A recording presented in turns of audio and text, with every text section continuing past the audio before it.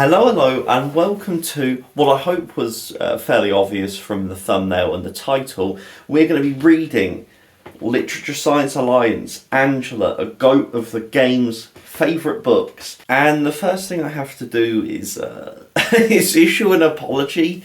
Angela, I'm going to change the screen to black and white to make it serious. Possibly green screen in, some rain, and perchance some Chopin to make it sad. We haven't even begun the video yet, and I've already failed miserably at this. I'm trying to think of the best way to go about how badly I failed, because it's fair to say that Angela was quite excited. She'd been saying how much she'd wanted to choose the books, and she'd taken a lot of time in thinking about them. And I, like the clumsy bull in a china shop I am, have stormed my way through and utterly ruined it. So, if you do enjoy, please do like, please do subscribe, please stick through with me because it will pay off in some good books. Just not necessarily the ones that Angela chose. But seriously, before we begin, thank you so much, Angela. I've been looking forward to your name coming up in the wheel of who to pick, who to ask.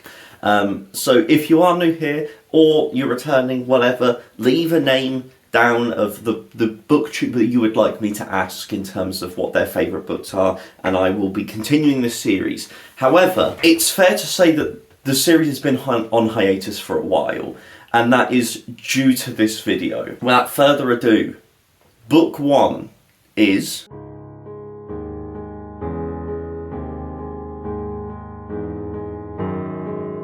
Her Body and Other Parties, yes indeed, by Carmen Maria Machado. I hope that's how you pronounce it. If not, I apologise. I've read this book. I read it when I originally asked Angela back in November, like October, 2022. And I enjoyed it. However, I was doing it at the same time as a read-along, like a readathon, sorry, and it fucked up everything.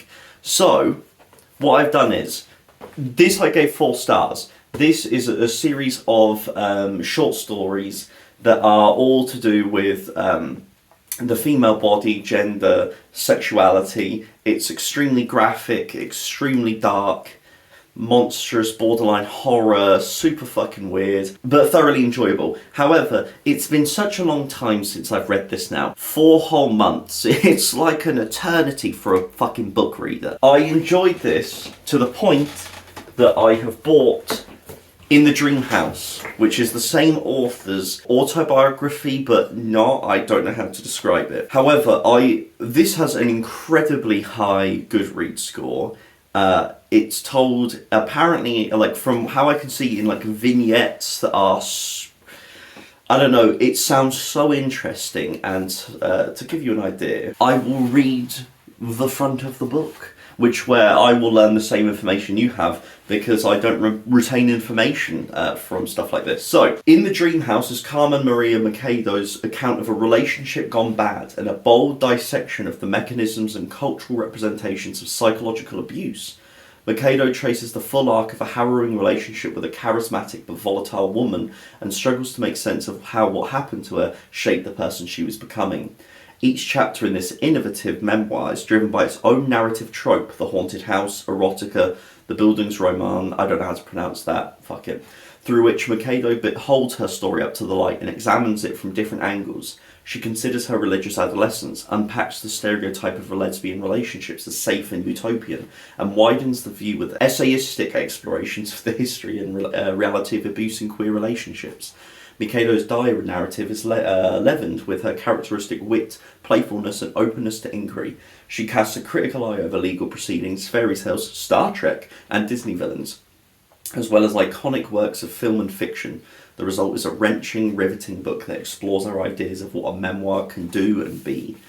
I have been, ever since I've read this, and was like, oh, I really like the writing style, I felt like I was possibly too dumb for a lot of this, and that it would do with a reread.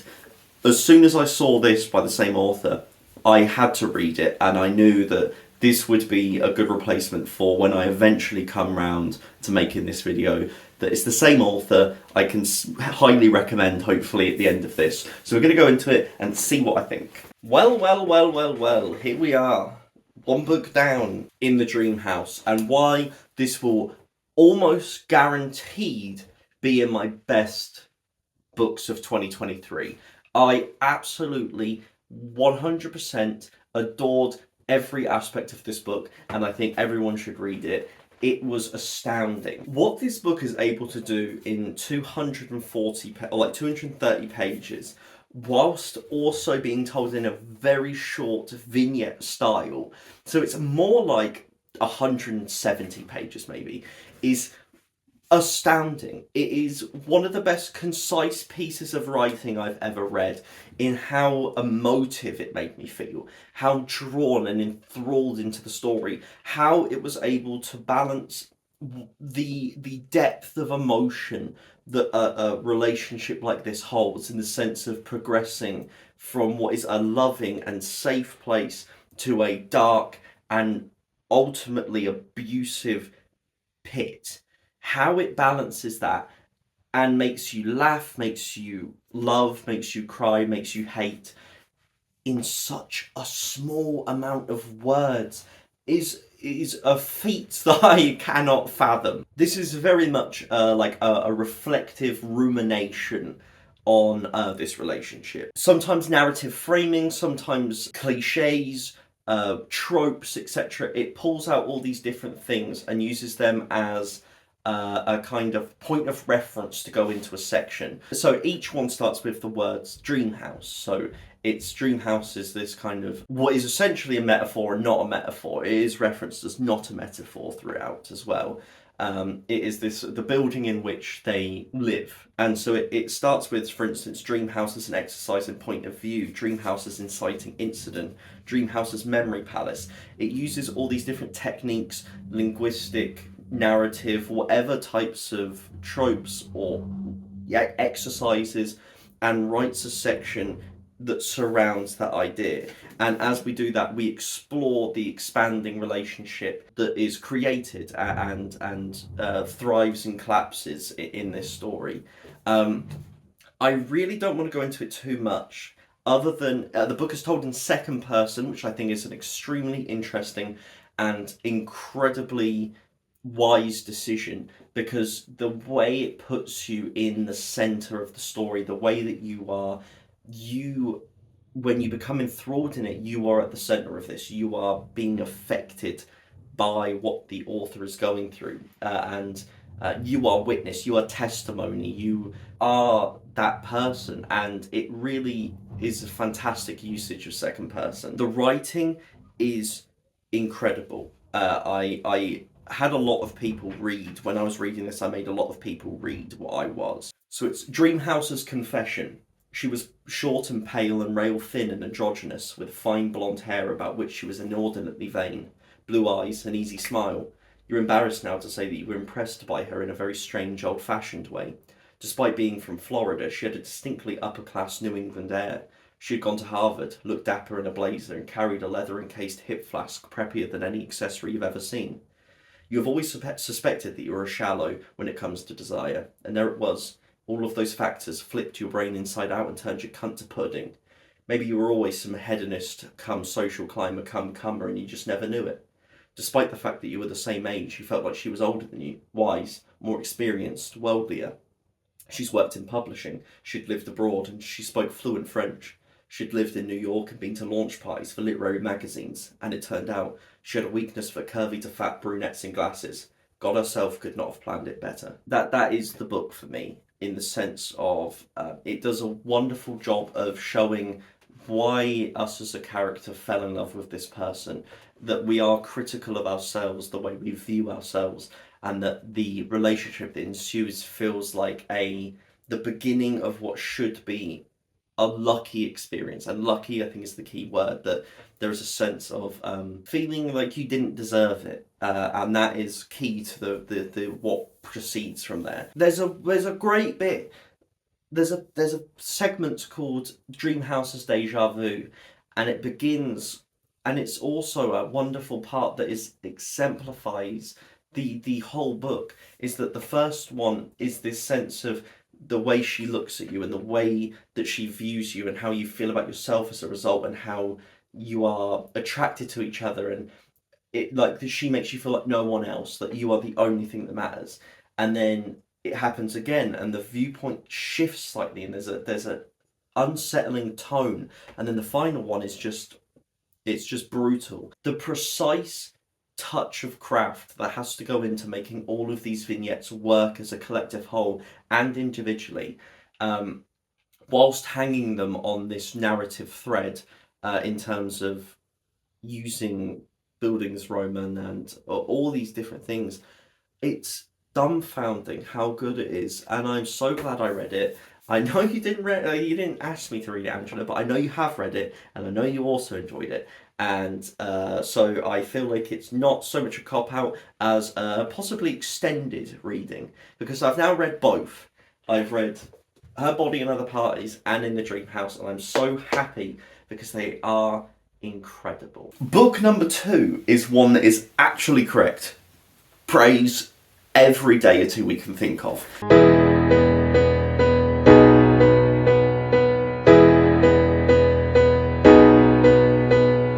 I bought this after watching Angela gush about it when, probably going on a year and a half now.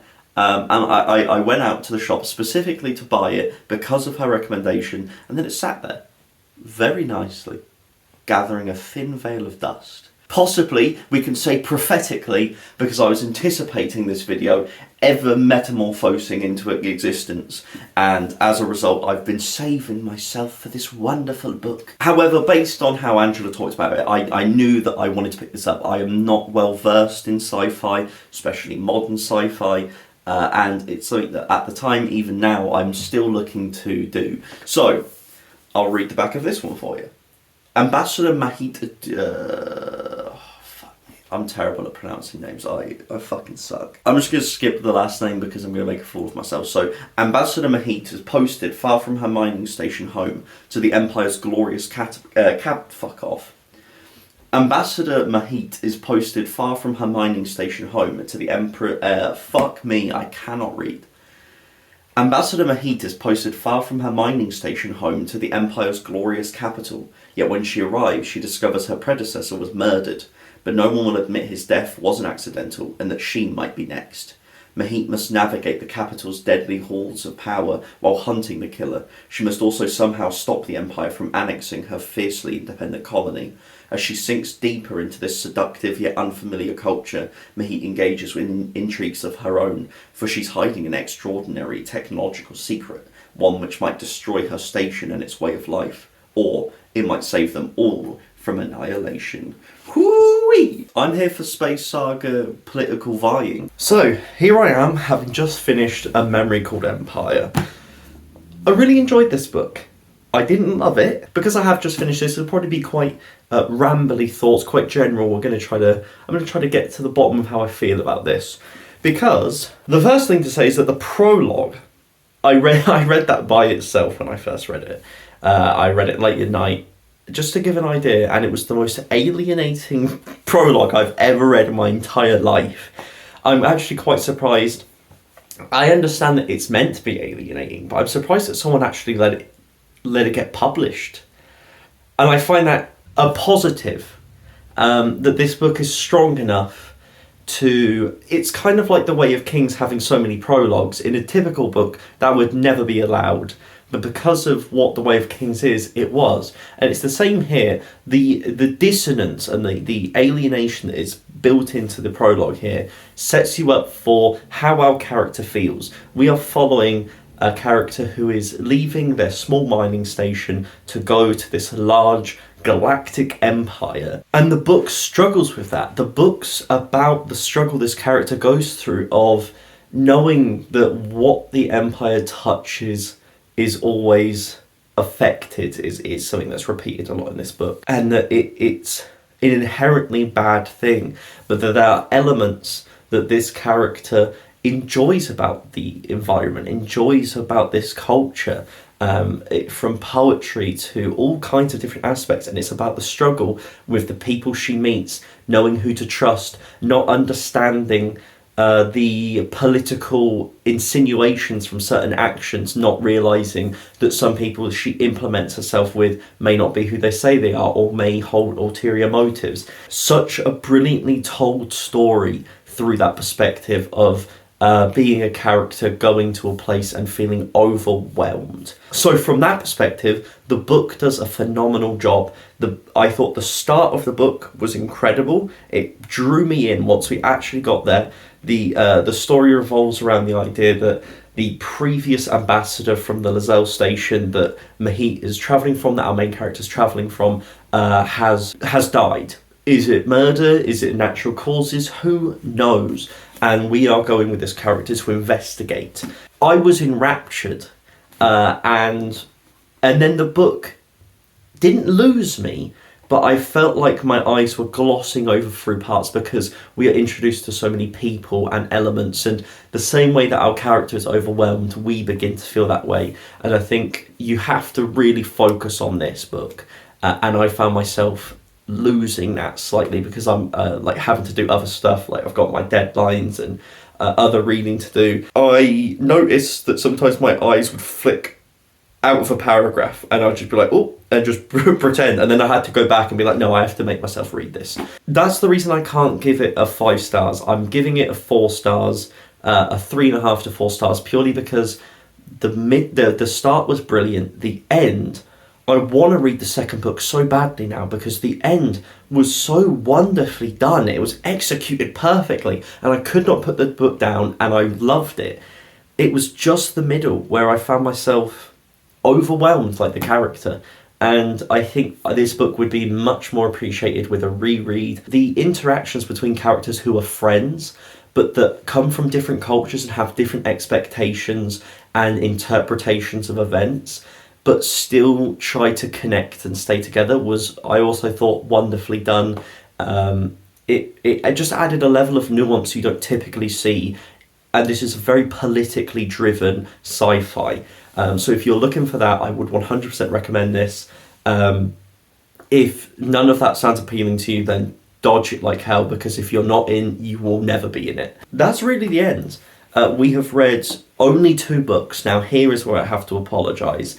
The other book that I was meant to read for this video is The Sword of Kaigan, and I simply couldn't. I didn't even attempt it. I was meant to, and it's the reason this video has taken so long, because I just haven't had...